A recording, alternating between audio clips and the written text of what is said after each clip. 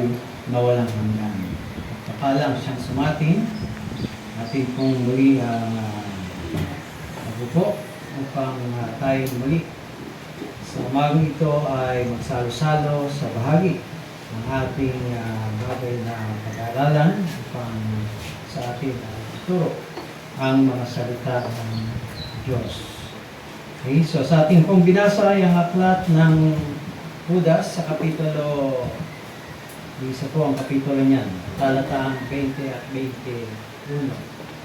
At ang bagay po na ating natunghayan ay tungkol po sa sinasabing pag-ibig ng Diyos. Ang ating pong tutunghayan na tema, topic ay ang pag-ibig ng Diyos. At ang pag-ibig niyan, ating tema ay pag-ibig na walang hangganan. Love no end. So, sabi sa mga talata ay ating daw papagtibayin ang ating mga sarili sa ating lubhang banal na pananampalataya.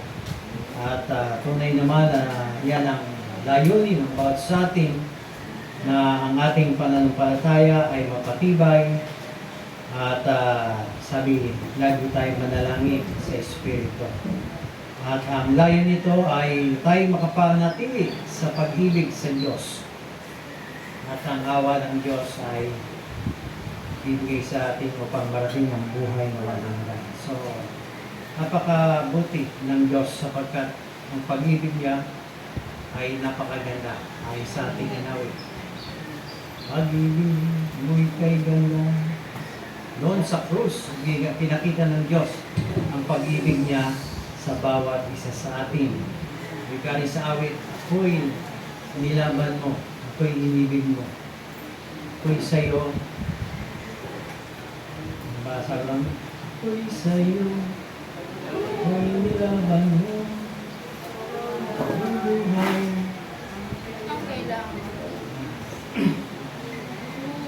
Yun ang kailangan natin, mabuhay sa Panginoon, sa pag-ibig ng Diyos. At ang pag-ibig na yan ay pag-ibig na dapat ay nananatili at walang hangganan. Ang pag-ibig ay hindi dapat nakakakita ng katapusan. Love never ends. Pagkat pag-ibig ay pang walang hanggan. Katapusan at kung paano ang Diyos ang siyang pag-ibig, ang pag-ibig niya ay walang hanggan. So, yung forever hindi totoo sa buhay nito. Dahil lahat ng bagay sa buhay nito ay may hangganan.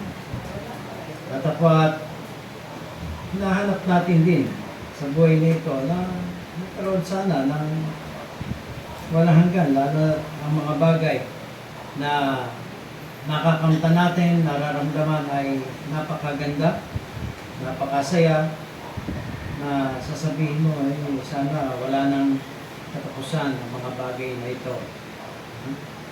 Minsan ay sabihin mo, ang mga gusto kong ito ay hindi na magdalaho sa akin. Pero ganun pa man, lahat ng bagay na yan ay kahit na anong ganda, kahit na anong kasiyahan, kagalakan, ang lahat ng bagay na yan ay naglalaho. Bagay na kaya na naglalaho ay maaaring sabihin natin talagang may katapusan. Pero yung iba ay maaaring Indian pa rin, kaya lang nawawala dahil sa pananawa mo na lamang. Kaya walang forever. Dahil may pagsasawa sa bagay na iyong nakakamtan. At yung pag-ibig na siyang atin ay pinag-uusapan sa ngayon, isang napakahalaga na damdamin na ibinibigay at ibinigay una ng Panginoon sa atin. At bilang mga tao, laki po yan sa pagkalikha ng ating buhay. Sapagkat naroon ang layo natin sa buhay na ito, na ang ating manlilikha ay bigyan natin ng kaluguran, kalwalatian, karangalan. At yan ay dahil sa pag-ibig natin sa Kanya. Kaya napakaganda kung ang pag-ibig na yan ay nananatili at nasa atin din. Gaya ng pag-ibig ng Diyos na ibinigay niya ang Kanyang buhay para sa atin. Amen? At yung pag-ibig na yan ay forever. Ha? Eh, hanggat ang Panginoon ay narito sa mundong ito, ang pag-ibig na yan, ibig sabihin yung pag-ibig niya ng pagliligtas, habang hindi pa siya bumabalik, nananatili ang pag-ibig na yan. Mawawala lang ang pag-ibig na yan sa mga patungkol sa kaligtasan kung siya'y babalik na rito. Dahil so far, hanggat wala, nananatili ang pag-ibig ng Diyos sa sanlibutan. Sapagkat ang kaligtasan ay binibigay pa rin niya sa mga tao. Kaya salamat sa Panginoon at ang pag-ibig niya sa atin ay ating nasumpungan. At kailangan ang pag-ibig na yan ay huwag magkaroon ng kadahilanan para ito ay mawala sa atin. Kaya lagi natin binabanggit ang aklat ng Roma sa Kapitulo 8, talatang 35. Gamit na gamit natin to, itong talatang ito, di ba? Ano yan? Ito yung tungkol sa sino ang maghihiwalay daw sa atin sa pag-ibig ni Kristo.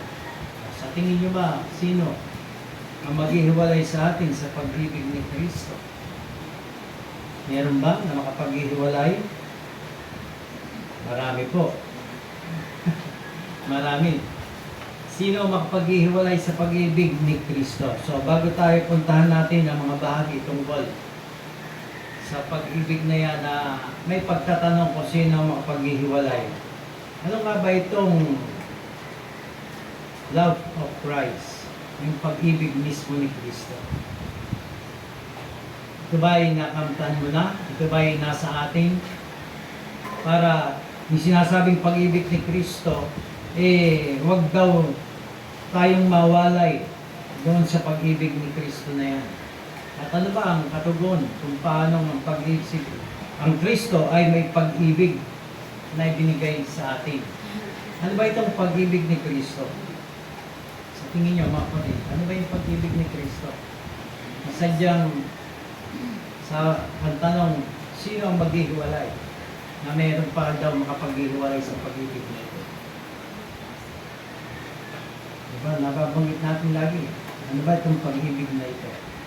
So, puntahan natin ang aklat ng unang Juan sa Kapitulo 4, talatang 16.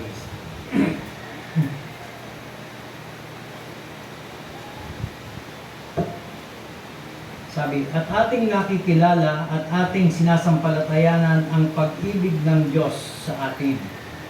So, ano daw yung pag-ibig ng Diyos sa atin na ating nakilala at sinampalatayanan? So, yun daw pag-ibig ng Diyos, sino makapaghihiwalay? Ano yung pag-ibig ng Diyos na ating nakilala at sinampalatayanan? Sabi ng mga talata, ang Diyos ay pag-ibig. At ang nananahan sa pag-ibig ay nananahan sa Diyos at ang Diyos ay nananahan sa Kanya. Dito'y naging sakdal ang pag-ibig sa atin upang tayo magkaroon ng pagkakatiwala sa araw ng paghukom sapagkat kung ano siya ay gayon din naman tayo sa sanlibutan ito. So itong pag-ibig na ito ay sa Diyos nagmumula. Malawak ang pag-ibig. Nandyan nga na kahit nga ibigay ng tao ang kanyang buhay dahil sa kapatid. Kung magawa mo man anumang mga bagay na mabuti sa kanino man at saan man. Pero kung walang pag-ibig ay walang kabuluhan. Kaya napakalalim nitong pag-ibig. Mahirap talaga maarok, di ba? Ang kasabihan niyan, pag-ibig, mahirap arokin. Mahirap ipaliwanag. Mahirap pag ito'y nangyayari sa isang tao. Pero ang kuhanin lang natin mula sa magkakataong ito ay ang pinagmula ng pag-ibig na yan. At iyan ay nanggaling sa pag-ibig ng Diyos. So, ang Diyos ay pag-ibig na umibig sa atin at bilang siya yung Diyos, dapat nating sampalatayanan upang ang pag-ibig na yan ay sumaatin din. Kaya, ang pag-ibig ng Diyos ay ang pag-ibig din natin sa Kanya at sa ating kapwa. Reciprocal lang naman yan. Was na nandun ang pag-ibig ng Diyos, dapat ay nandun din ang pag-ibig ng Diyos, ang pag-ibig natin sa Diyos. At ang pag-ibig natin sa Diyos niyan, yan ang bagay na sa lahat ng panahon ng buhay ng tao dapat ay hindi mawala. Pero ganun pa man ay tunay na ang pag-ibig ng tao sa Diyos ay nagkaroon ng pagkawala. Wala nang inaalala sa Kanya, wala kahit isa. So napakasaklap na pangyayari na kahit isa man lang, walang bumibig, walang kumikilala sa iyo. But kung ang Diyos ay wala ang pag-ibig, baka lahat ng tao ay tinunaw na niya. At gumawa na lang siya ng panibagong tao na kung saan ay iibig sa Kanya. Kaya napakabuti ng Diyos. At ang pag-ibig ng Diyos ay nananahan at magpakailanman na kung saan ay hindi nagbabago. So, ang lahat ng bagay na narito sa mundong ito, sabi nga natin kanina, ay mga temporal lang, mawawala at may hangganan. At may bagay na dapat manatili na narito, ang pag-ibig na tinatawag. Ito ang bagay na hindi dapat mawala sa bawat isa sa atin, lalo na sa mga anak ng Diyos. May mga bagay na nakikita at mga bagay na hindi nakikita. Ang pag-ibig ay maaaring hindi natin nakikita kung ano man ito, pero nararamdaman at naipapadama natin ang pag-ibig. Kaya, nandito tayo upang ibigay ang pag-ibig na yan sa ating Panginoon na walang pagtatapos. Ang sanlibutan matatapos, pero na kung saan ang pag-ibig ng Diyos na nasa atin ay dapat ay hindi matapos ito. Ang mga salita ng Diyos na pawang Espiritu, dito pinakikita ang pag-ibig ng Diyos sa atin at kung paano natin siya ibigin. Ang mga salitang ito ay walang paglipas. Amen? Ang sanlibutan ay lilipas na tapat ang mga salita ng Diyos ay hindi lilipas. At sabi sa aklat ng Mateo sa Kapitulo 24, talatang 35.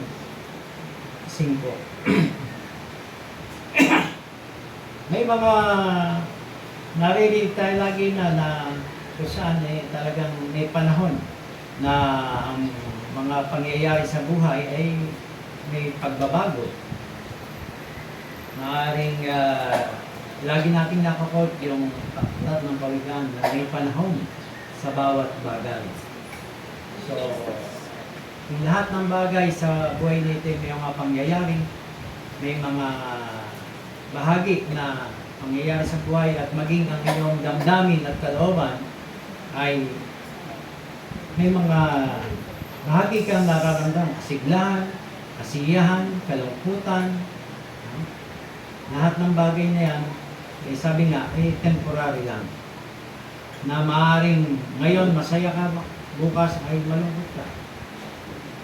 Ngayon ay may naghihirap ka, maaaring sa panahon ay mayaman ka na. Kaya ngayon ay umiibig ka, pero bukas wala na. Ganun naman at maraming tao ang ganun ngayon. Na madaling umibig, pero madali ring mawala. Pero matatawag nga kayang pag-ibig yun. Dahil malalim ang pag-ibig. Kaya hindi basta-basta masabi natin pag-ibig. Kung sabihin lang, pag-ibig, nakakita ka ng magandang babae, sasabihin mo, iniibig na kita. Ganun ba yun agad? Ang babae naman to, paniwalain. Nasabihan lang na, I love you, mahal kita. Ikaw ay aking mamahalin. Magpakailanman. Ganda, meron pang makarugto. Niniwala naman. Minsan nga hanggang altar eh, di ba? Oh, di ba hanggang sa kapangakuan, sa mga habang kayo kinakasal, and then yung inyong mga vows, palitan ng pagpapatibay sa isa't isa. Pero makita mo, ang daming mga tao na nagbigay ng kapangakuan, ng mga pag-ibig sa isa't isa, pero wala rin. Matatapos din. Matatapos.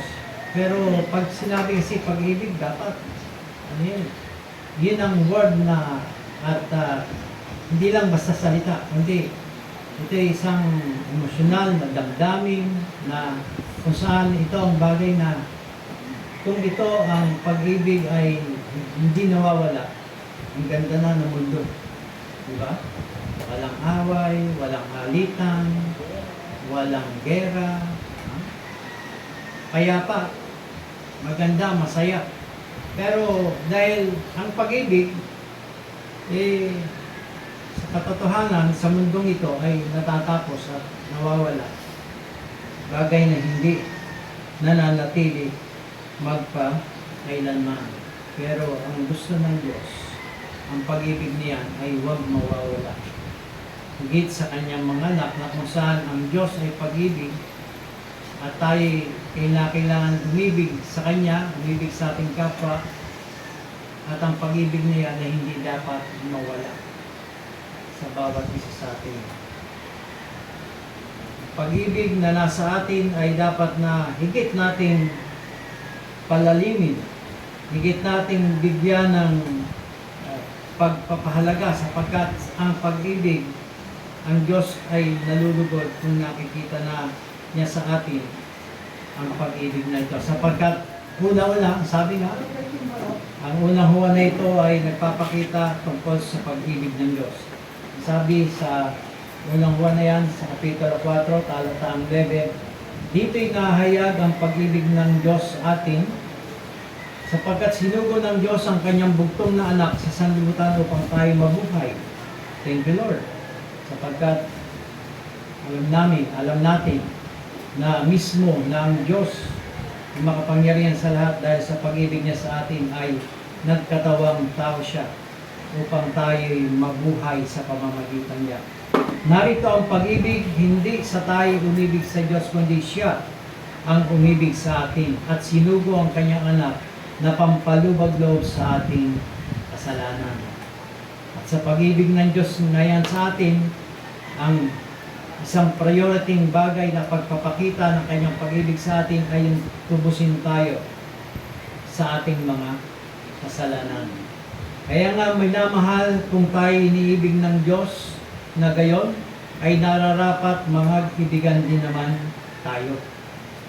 So ito ang panguna at mga bagay na pag-uutos ng Diyos. Una, ibigin natin ng Diyos ng buong puso, buong kaluluwa, buong pag-iisip. At ang pangalawa ay nararapat nating ibigin ang isa't isa. At sino man na hindi nakakita kailanman sa Diyos kung tayo, sino man na hindi nakakita kailanman sa Diyos, kung tayo nag-iibigan, ang Diyos ay nananahan sa atin at ang kanyang pag-ibig ay nagiging sakdal sa atin. So sino man daw ay hindi nakakita kailanman sa Diyos, mahirap makita ang Diyos pagka nakita mo personally. Matay tayo. Pero ang isang napakaganda doon, ang Diyos hindi natin nakikita, pero siya ay nananahan sa atin. Ang Diyos ay nananahan sa atin at ang kanyang pag-ibig ay nagiging sakdal sa atin. So, yun ang kailangan sa pag-ibig na yan ng Diyos sa atin. Na tayo ay pagkasakdalin sa pag-ibig. Dito'y nakikilala natin na tayo nangananahan sa Kanya at siya'y sa atin sapagkat binigyan niya tayo ng Kanyang Espiritu. So, yun ang bantay ng pag-ibig. At yun ang pag-ibig na nananahan sa atin. Ang pananatili ng Espiritu ng Diyos na nasa atin. Ito ang gagalaw sa atin bilang tayong mga anak ng Diyos. Naggagawa at gagalaw ayon sa Kanyang banal na pag-ibig.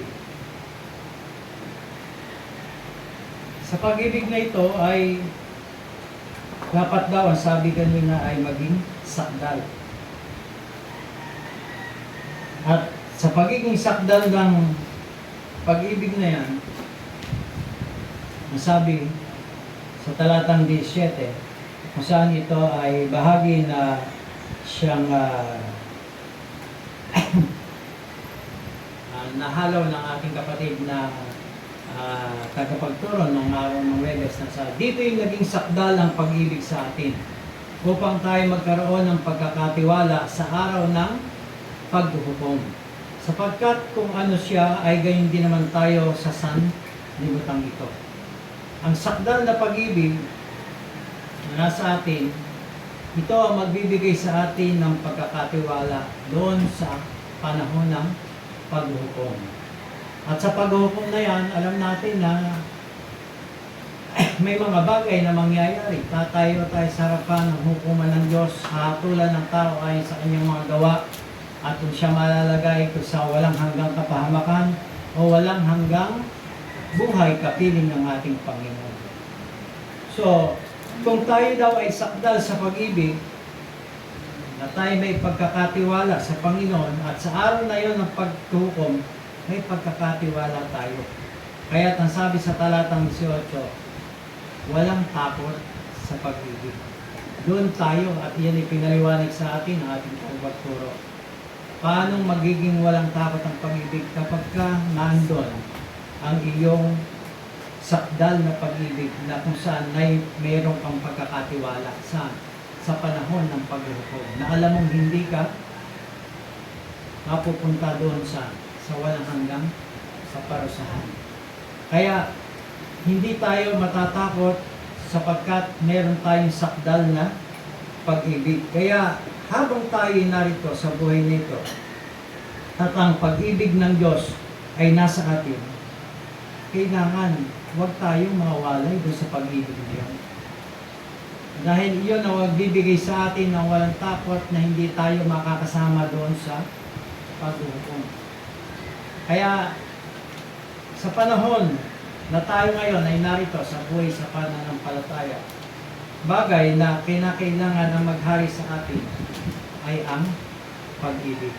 At ang pag-ibig na yan ay hindi tayo dapat mahiwalay dyan. Nagaya ng ating tinutunghayan sa aklat ng Roma, na anuman ang mga bagay naman ang nangyayari sa buhay mo, hindi ka dapat mawalay sa pag-ibig na yan ng Diyos. Yan tanong kapag inisa-isa mo yan, meron bang bagay na nakapaghihiwalay dyan sa iyo sa pag-ibig ng Diyos? At baka naman talagang ibig sabihin ito'y bahagi na siyasatin natin ang ating sarili na sa huling bagay na ating laging binabasa patungkol dito sa 8, lagi natin ang dulo nito, sapagkat ako'y naniniwalang lubos na kahit ang kamatayan, kahit ang buhay, kahit ang mga anghel, kahit ang mga pamunuan, kahit ang mga bagay na kasalukuyan, kahit ang mga bagay na darating, kahit ang mga kapangyarihan, kahit kataasan, kahit ang kababaan, kahit ang alinmang ibang nilalang, ay hindi. Totoo kaya yun?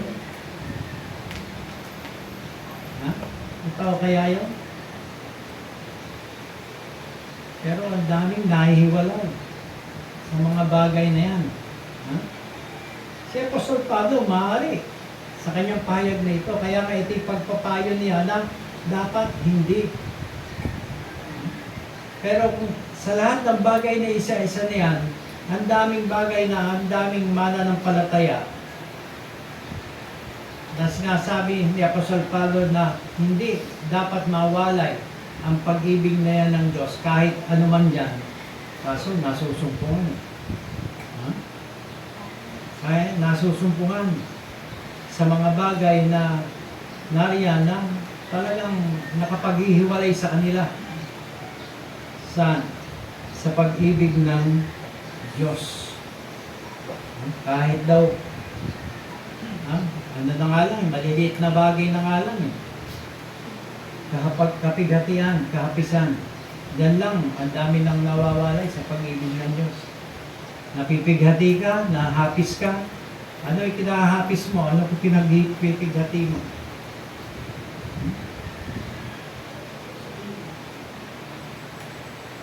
Nakita mo, wala na.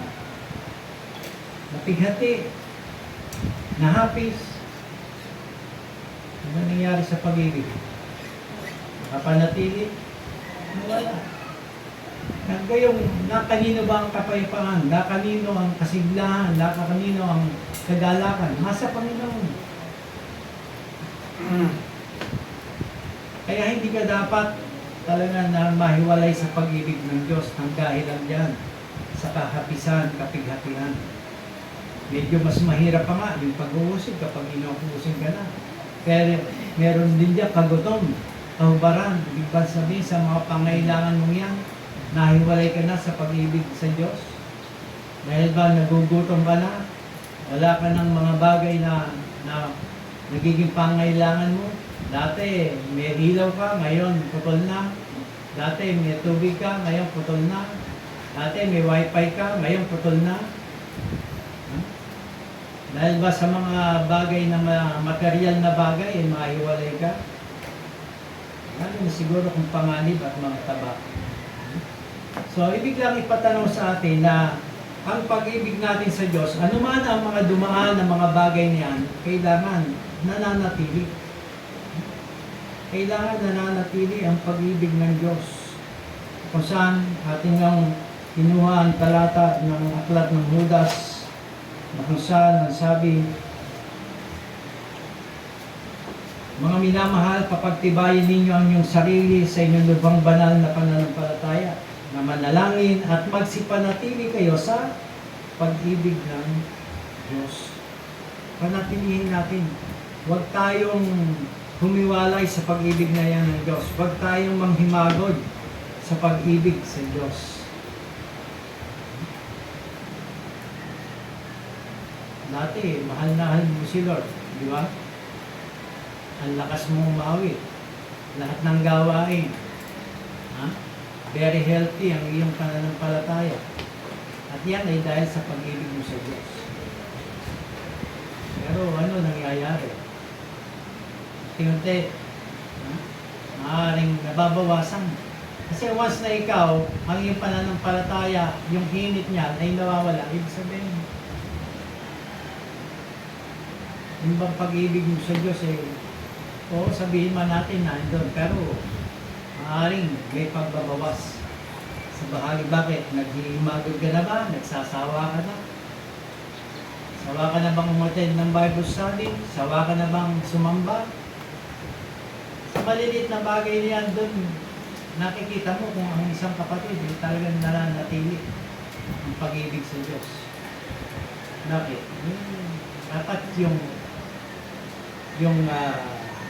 pag-ibig na mula sa simula na napakaganda ay patuloy at nasabi nga, pinasasakdal, hindi pinanghihinawaan. Kaya sa pag-ibig, walang panghihinawa.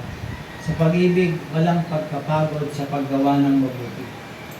Ba't yan ang laging tinuturo sa atin?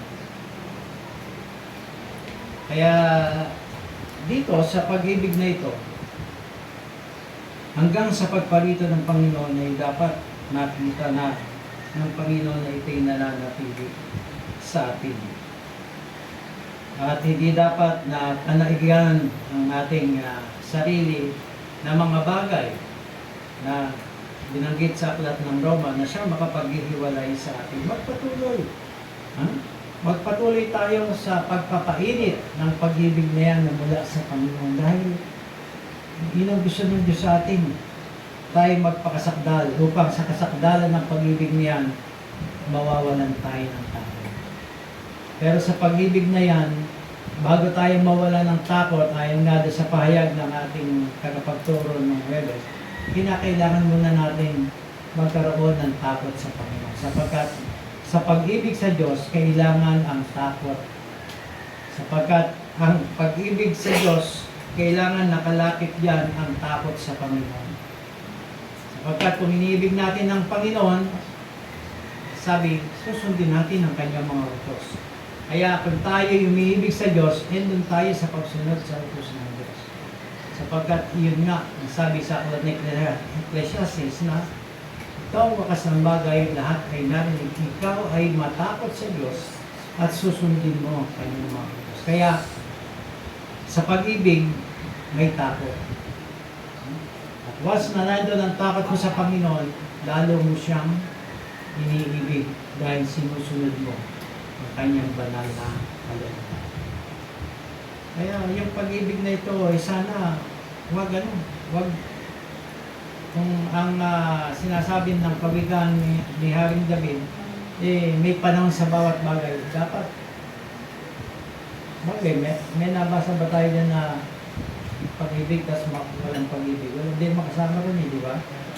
Sa talata yun, meron ba daw Carlo na pag-ibig tapos walang pag-ibig? Meron. Ayan, panahon ng pag-ibig at panahon ng pagtatanim. So ano kayang pagtatanim? Hate. No? So meron din pala talaga ay sa ano. Kaya pala talaga nangyayari. Ha? Ngayon, ang tanong, dapat bang mangyari? Depende. So, ano man ang bagay na yan, kahit yan it depends. Yan it depends. Ang atin doon, kaya nga sabi, kung yan ay panahon, may panahon ng pag-ibig, may panahon ng hate. Dapat balikwas agad. Yun ang kailangan doon, di ba? Kailangan may pag-inog agad. Dahil huwag mong pag-stayin yung pag-inog sa hate. Yung pag-ibig ang laging dapat nakapanana, tili. Yun ang bagay na dapat natin ipakita na bagay na hindi natin ito yung pagpapaalala sa atin, ito yung pagtuturo ng pagpapaalala. Hindi natin sabi hindi nangyayari. Kasi nga, nangyayari. Di ba? Dahil pag-ibig nga, gaya nga sinasabi natin at ng Mateo, nang dahil sa katampalasanan, ang pag-ibig ng marami ay lalamig. So, may paglamig ng pag-ibig dahil sa katampalasanan. So, tanong, parang huwag mawala at huwag manlamig. Ano gagawin mo? Gagawa ka ba ng katampalasanan? So, ito ng pagpababala sa bawat isa sa atin. Kung saan, para wag mawala. Hindi naman nawala, lumamig lang. So, iba po yung nawala kaysa sa lumamig. Kaya nga nasabi ka na, pagka sobrang init mo nung una, sa ngayon ba maraming pag-ibig na lumalamig? Marami. Marami. Kaya dapat yung pag-ibig niyan mapainit at mapanatili at mapasakdal para wala tayong katakutan, kaparusahan doon sa buhay na walang hanggan. So, yung dapat nating isipin, ayaw natin na tayo maparusahan doon sa buhay na walang hanggan, kaparusahan. Kaya, ang katapat lang naman yan, pag-ibig. Na kung saan ito'y nagmula sa Panginoon at pagnulugnog ng mga talataan na yan sa aklat ng unang Juan, napakagandang mga bagay sapagat diyan ay tinuturo sa atin na ang sakdal na pag-ibig mula sa 17 patuloy yan ay kailangang maging sakdal upang tayo magkatiwala sa araw ng paghukom.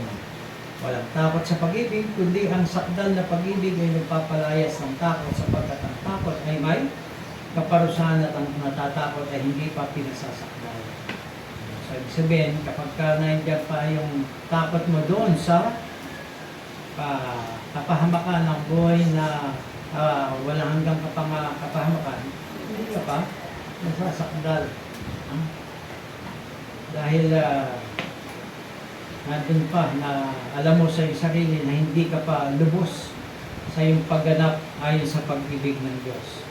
Tayo nagsisiibig sapagkat siya'y unang umibig sa atin. Kung sinasabi ng sino man na kayo umiibig sa Diyos at napapuot sa kanyang kapatid, ay sinungaling sapagkat ang hindi umiibig sa kanyang kapatid na kanyang nakita ay paano makakaibig siya sa Diyos na hindi nakikita. At ang utos na itong mula sa kanya ay nasa atin na ang umibig sa Diyos ay dapat umibig sa kanyang kapatid. So, ang lubos sa pag-ibig ay ang pag-ibig sa Diyos, ang buong puso, kaluluwa, buong pag-isip, at ang pag-ibig sa ating kapwa. At iyan ay dapat maging walang hanggan. Ang ating tema ay ang pag-ibig ay walang hanggan. Love no end. Sana huwag tayong panghinawaan sa paggawa ng pag-ibig. Sa maliliit na bagay na pinapakita natin pag-ibig sa Diyos, ipagpatuloy natin. Ang Diyos ay nasisiyang pagka nakikita na ang Diyos na tayo sumusunod sa Kanya. Yung tayo sama-sama, nag-aawitan, pumupuri, nag-aaral ng salita ng Diyos. Kung nakita ng Diyos na tayo sama-sama, hindi ko nalulugod ang Diyos. Dahil sinusunod natin siya sa mga bagay na gusto niyang mangyari sa atin. Na tayo makapagpatibay, tayo sama-sama magkakapatid. At ang huwag mangyari ay yung tayo panghinawaan. Huwag na tayong dumaya kung iba sa kanilang pag-ibig, mula sa kanilang mga mahal sa buhay, ay nawawala ang pag-ibig. Pero pagdating sa kapatid sa pananampalataya, mawala man ang pag-ibig mo sa iyong mga blood relation, yung pag-ibig sa kapatid, yan sikapin mong huwag mawawala. Dahil tayo rin magsasama doon sa buhay na walang hanggan. Baka pagdating doon ba't nandito ka? Kala ko, nakatakas na ako sa iyo, hindi pa ka pala. Ganun ba? Hindi. Pare-pareho kayo, parang hindi magkikita-kita pagka gano'n. May makikita-kita pa rin pero hindi doon. Dito sa... So, isang maiksing pag-aaral at pagpapaalala na ibig lang sa ating pitanaw na napakahalaga nitong pag-ibig ng Diyos. Pag-ibig niya sa atin at yung pag-ibig natin sa Kanya. Pag-ibig na tayo ay kinakailangan magkaroon ng takot sa pagsunod sapagkat ito ang buong katungkulan natin. Pag-ibig na hindi manghihinawa, hindi mapapagod para sa Kanya. Pag-ibig na kinakailangan dalhin natin hanggang doon sa buhay na walang hanggan. Kaya kung medyo kuha kayo ng temperature, ang batagay, thermometer, sukatin niyo muna ng konti yung inyong sarili. Tingnan mo kung magala degrees Celsius yung init niyan. Katingin mo medyo overheat. Baka naman na-overheat, sumobra naman at hindi na pag-ibig ang kanila. Talagang iba na nangyari.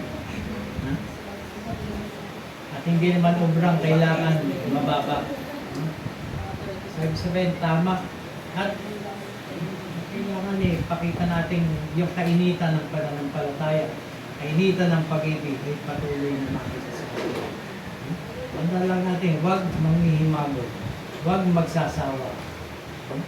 Kahit nga kung sinasabing dahil sa katampalasan ay lumalamig ang pag-ibig, huwag mong palamigin. Bahala na siya sa katampalasanan ng iba. Pero yung pag-ibig mo, huwag mo palalamigin. Kundi lagi ng mainit. Sa paglilingkod, mainit. Pagmamahal sa Diyos at sa ating kapwa. Hanggang sa buhay na walang hanggan. Kayo mga kapatid, at ito ang pinakamaiksi kong pagtuturo. Dahil sa gusto ko lang na una, sabi nga, ang Panginoon na siyang papahayag na ito ang gusto niya makita sa bawat sa. Tuloy tayo sa paglilingkod, maging masigla, saya, kahit tayo kumukonti, kahit tayo lumalago, ano man ang kalalagayan, walang kapagbabago sa pag-ibig ng Diyos. Kahit kamatayan, walang kapagbabago sa pag-ibig ng Diyos. Okay, so hanggang dyan lang po at purihin ng Diyos at naway sa bigling pagtuturo ay